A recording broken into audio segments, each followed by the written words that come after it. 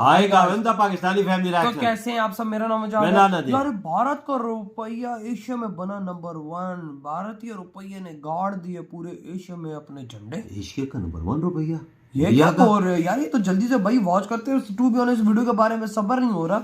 फिर क्या इंडियन रुपए ने कर दिया कि ये एशिया में नंबर 1 आ गया है। तो कौन ऑन करते 3 2 1 एंड स्टार्ट। दोस्तों स्वागत है आपका इनसाइट नॉलेज की एक और नई वीडियो में। आज की इस वीडियो में हम दो काफी बड़ी खबरों के बारे में बात करने वाले हैं, जिसमें हमारी पहली खबर भारतीय करेंसी यानी कि रुपए को लेकर है, जिसने दुनिया में एक अलग ही तांडव मचा रखा है और चीन की अर्थव्यवस्था लगातार नीचे गिर रही है। इसी के बारे में आगे हम बात करेंगे। वहीं पर हमारी दूसरी खबर रूस को लेकर है, जो कि भारत की मदद के बाद भारत का एहसान शायद ही कभी भूल पाएगा। भारतीय रुपए ने ऐसा क्या किया और रूस की भारत ने कौन सी बड़ी मदद की है, इन दोनों ही खबरों को डिटेल में इस वीडियो में हम कवर करने वाले हैं। दोनों खबर काफी अच्छी है भारत के लिहाज से, इसीलिए वीडियो को अंत तक जरूर देखिएगा। तो चलिए शुरू करते हैं इस वीडियो को। दरअसल दोस्तों पिछले कुछ समय से भारत के खजाने में एक बड़ी उछाल देखी गई है। इसी के साथ ही भारत का शेयर बाजार भी लगातार नए नए रिकॉर्ड तोड़ते जा रहा है। तो इन्हीं सबके बीच में चीन का शेयर बाजार में भारी गिरावट लगातार दर्ज की जा रही है और इसने सभी निवेशकों की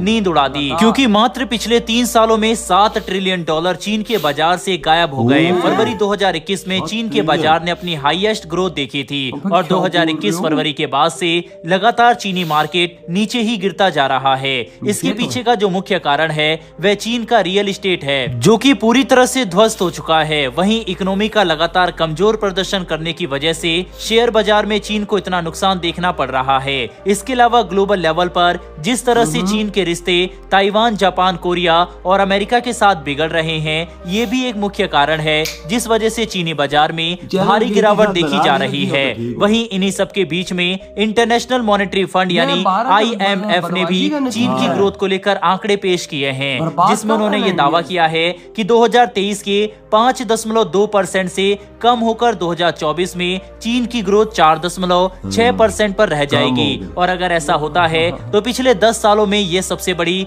गिरावट चीन की अर्थव्यवस्था में होगी। इन्हीं सब आशंकाओं की वजह से चीनी बाजार बुरी तरह से घबराया हुआ है और लगातार शेयर मार्केट में गिरावट देखी जा रही है। वहीं पर दोस्तों पिछला हफ्ता तो चीन की अर्थव्यवस्था के लिए सबसे बुरा गुजरा। इसकी शुरुआत चीन की सबसे बड़ी रियल एस्टेट कंपनी एवरग्रांडे के बिकने की नौबत आने से हुई। हांगकांग की कोर्ट ने एवरग्रांडे के लिक्विडेशन का आदेश दिया था, जो कि दुनिया का सबसे बड़ा कर्ज में डूबा रियल एस्टेट डेवलपर है। यहाँ तक कि हांगकांग की कोर्ट ने आदेश दिया था कि एवरग्रांडे को बेचकर उसके $300 अरब के कर्ज को चुकाया जाए। इसके अलावा चीन की दूसरी सबसे बड़ी कंपनी कंट्री गार्डन भी डिफॉल्ट हो गई और यही कारण है कि पिछला हफ्ता चीन की अर्थव्यवस्था के लिए बेहद बुरा गुजरा। वहीं इन्हीं सब के बीच में भारत का शेयर बाजार लगातार नए रिकॉर्ड कायम कर रहा है। इसी साल सेंसेक्स ने अपने सभी रिकॉर्ड को तोड़ते हुए 73,427.59 आंकड़े तक पहुंच गया था। हालांकि फिलहाल 71,596 पर चल रहा है भारत का सेंसेक्स, लेकिन भारत के शेयर बाजार में लगातार उछाल देखा जा रहा है। वहीं पर आप टाइम्स ऑफ इंडिया का आर्टिकल अपनी स्क्रीन पर देख सकते हैं, जिसमें भारत के फॉरेक्स रिजर्व को लेकर डाटा दिया गया है और इसमें कहा गया है कि भारत का फॉरेक्स रिजर्व पिछले एक मंथ के सबसे हाईएस्ट मार्क को क्रॉस कर चुका है और फिलहाल भारत का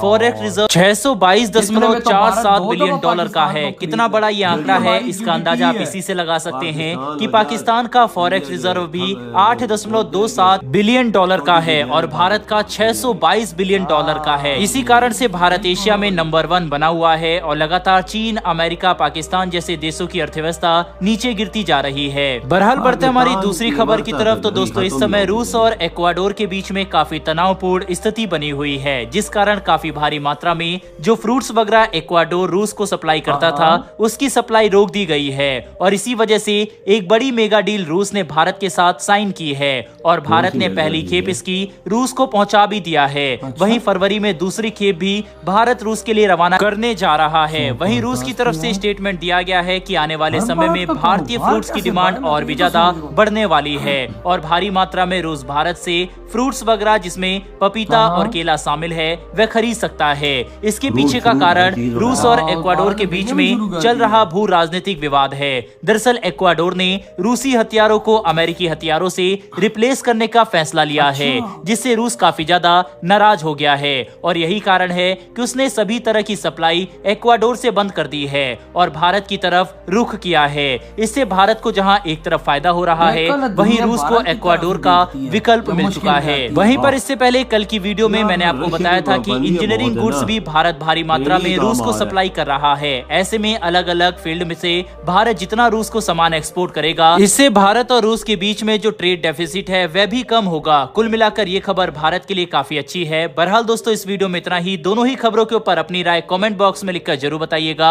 इन्फॉर्मेशन वीडियो खत्म भाई। जहरी बात है, एक्वाडोर से रशिया ने अपने ताल्लुकात खराब कर दिए हैं, तभी वो भारत के पास आया और भारत को कह रहा है कि मुझे फ्रूट दे दो, और भारत ने उसको खेपे भी पहुंचा दी हैं। देखो, जब भी कोई देश मुश्किल में होता है वो सीधा भारत को ही देखता है, खास तौर पे वो देश जो इस दुनिया की सुपर पावर है। और दूसरी तरफ चाइना तो भाई साहब बर्बाद एक किस्म का हो रहा है, और भारत का रुपये को देखो किस तरह उड़ान भर रहा है। एशिया का नंबर 1 रुपया करार दिया गया मेरे भाई 2024 में। एशिया का नंबर 1 रुपया।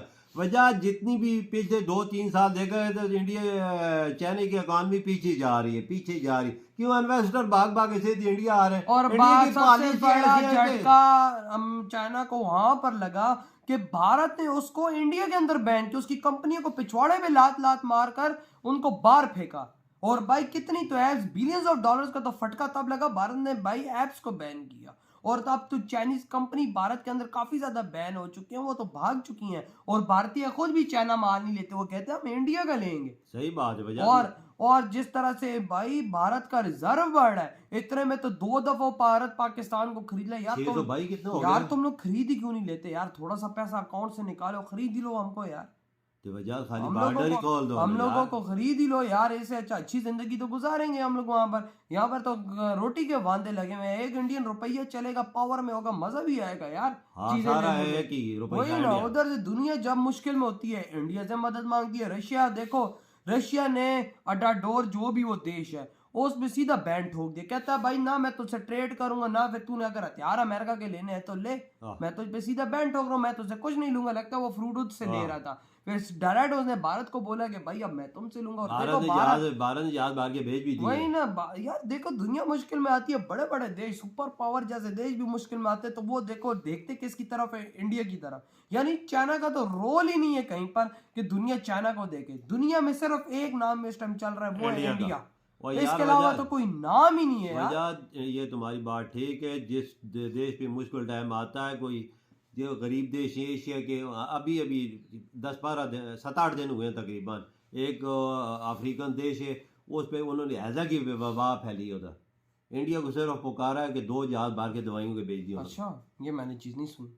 2 जहाज हुआ होगा, बिल्कुल आप अंदाजा लगा। गरीब देश अमेरिका को भी बोल सकता था ना, और मुल्कों को भी बोल सकता था, इंडिया को बोला यार अमेरिका का रोल खत्म। आने वाले 5 सालों के अंदर देखना दुनिया इंडिया को ही पुकारेगी। अभी भी पुकार रही है, वो बात नहीं है, लेकिन तब हर तरफ इंडिया हो। ये तुम बोल सकते हो कि गरीबों का दोस्त इंडिया, कोई शक नहीं। जिस तरह इंडियन रुपया तरक्की कर रहा है, मैं कहता हूँ कि उसने नेक्स्ट लेवल के झंडे गाड़े हुए। इधर हमारा रुपया गटर के नाले के अंदर घुसता जा रहा है। अभी हाल देख लेना क्या बना हुआ हमारे मुल्क का। भाई डॉलर हमारे यहाँ 280 रुपए का हुआ, ये हाल है हमारा। तो यार आपकी क्या थॉट है, जो इतनी बड़ी अचीवमेंट आप लोगों ने ली है? इधर ही वीडियो खत्म करते तो बाय।